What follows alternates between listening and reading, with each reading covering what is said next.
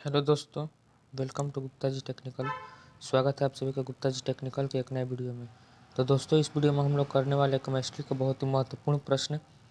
तो चलिए वीडियो को स्टार्ट करते हैं। तो चलिए दोस्तों, हम लोग क्वेश्चन को स्टार्ट करते हैं। तो हमारा पहला प्रश्न जो है वो है, निम्न में से कौन सा एक क्षारीय ऑक्साइड है। नीचे दिया हुआ है कार्बन मोनोऑक्साइड, कार्बन डाइऑक्साइड है, जल का सूत्र है, और फिर N2 यानी नाइट्रक ऑक्साइड। तो इन चारों में से कौन एक क्षारीय ऑक्साइड है। तो इसका आंसर होगा ऑप्शन नंबर है, यानी कार्बन मोनोऑक्साइड। नेक्स्ट अगला प्रश्न है, भू प्रॉपर्टी में सबसे अधिक पाई जाने वाली धातु। भू प्रॉपर्टी मतलब भूमि के नीचे सबसे अधिक पाई जाने वाली धातु। तो ये जो प्रश्न है बिहार पॉलिटेक्निक 2006 में पूछा हुआ है, तो इम्पोर्टेंट प्रश्न है। तो इसका आंसर होगा ऑप्शन नंबर बी यानी एस यानी सल्फर। सल्फर जो है भू प्रॉपर्टी में सबसे अधिक पाई जाने वाली अधातु है। अगला प्रश्न है, सुपरफास्टिक उर्वरक है। सुपरफास्टिक उर्वरक कौन है। CaSiO3 या फिर CA3PO4 का होल ट्वाइस और CaSO4 और CaH2PO4 का होल ट्वाइस। कौन जो है सुपरफास्टिक उर्वरक है। तो इसका आंसर होगा ऑप्शन नंबर बी यानी CA3 × PO4 का होल ट्वाइस। अगला प्रश्न जो है वह सफ़ेद फास्फोरस किसमें संचित किया जाता है। सफ़ेद फास्फोरस जो है किसमें संचित किया जाता है। इसका ऑप्शन है ईथर यानी कि स्प्रे। अगला है जल, एल्कोहल, केरोसिन का तेल। तो इसका आंसर होगा ऑप्शन नंबर बी यानी जल। सफ़ेद फास्फोरस जो है जल में संचित किया जाता है।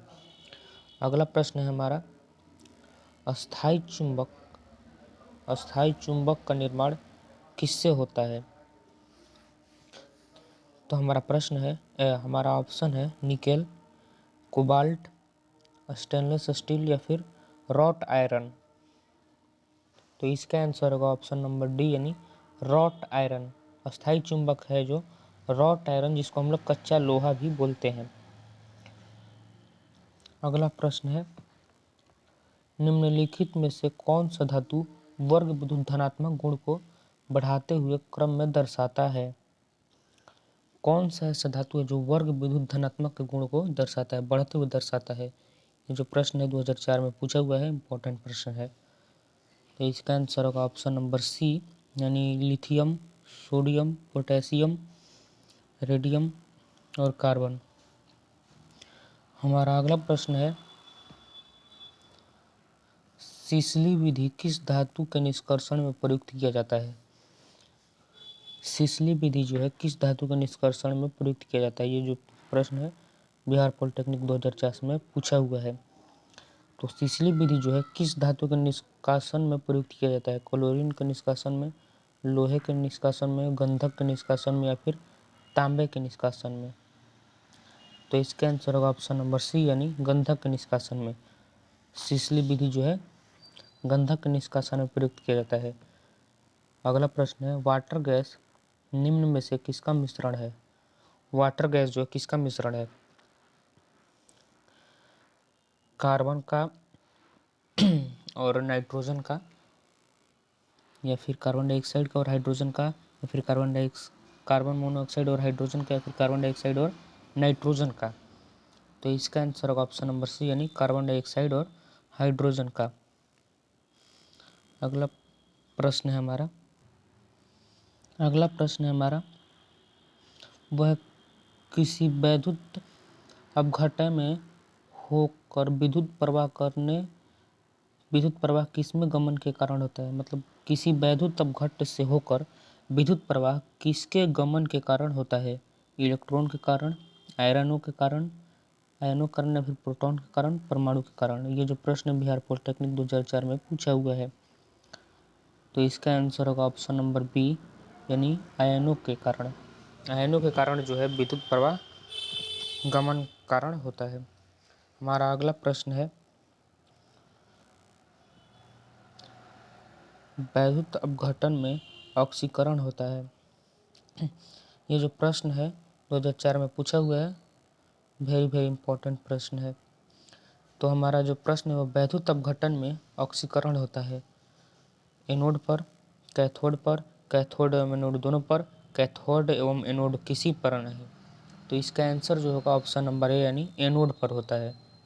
वैद्युत अपघटन एनोड पर होता है। तो हमारा अगला प्रश्न है एक्वारेजिया निम्न में से किसका मिश्रण है। एक्वारेजिया जो है किसका मिश्रण होता है। सांद्र नाइट्रिक अम्ल के 3 भाग और सांद्र हाइड्रोलिक अम्ल का 1 भाग। मतलब सांद्र नाइट्रिक अम्ल का 3 भाग और सांद्र हाइड्रोलिक अम्ल जो होता है उसका 1 भाग। और अगला ऑप्शन जो है सांद्र हाइड्रोलिक अम्ल के 3 भाग और सांद्र नाइट्रिक अम्ल का 1 भाग।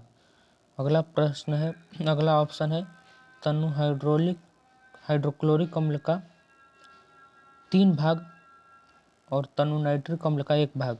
और लास्टवा ऑप्शन है तनु नाइट्रिक अम्ल का 3 भाग और तनु हाइड्रोक्लोरिक अम्ल का 1 भाग। तो इसका आंसर जो है होगा ऑप्शन नंबर बी यानी सांद्र हाइड्रोक्लोरिक अम्ल का 3 भाग। यानी हाइड्रोक्लोरिक अम्ल सांद्र हाइड्रोक्लोरिक अम्ल का 3 भाग और सांद्र नाइट्रिक अम्ल का 1 भाग के मिश्रण के कारण क्या बनता है, एक्वारेजिया बनता है। ठीक है, अगला प्रश्न की ओर बढ़ते हैं। तो हमारा अगला प्रश्न जो है वो है मिश्र धातु जर्मन सिल्वर के संगठन को कौन दर्शाता है। मतलब जर्मन सिल्वर के संगठन को कौन दर्शाता है। ये जो प्रश्न है बिहार पॉलिटेक्निक 2004 में पूछा हुआ है। वेरी इंपॉर्टेंट प्रश्न है।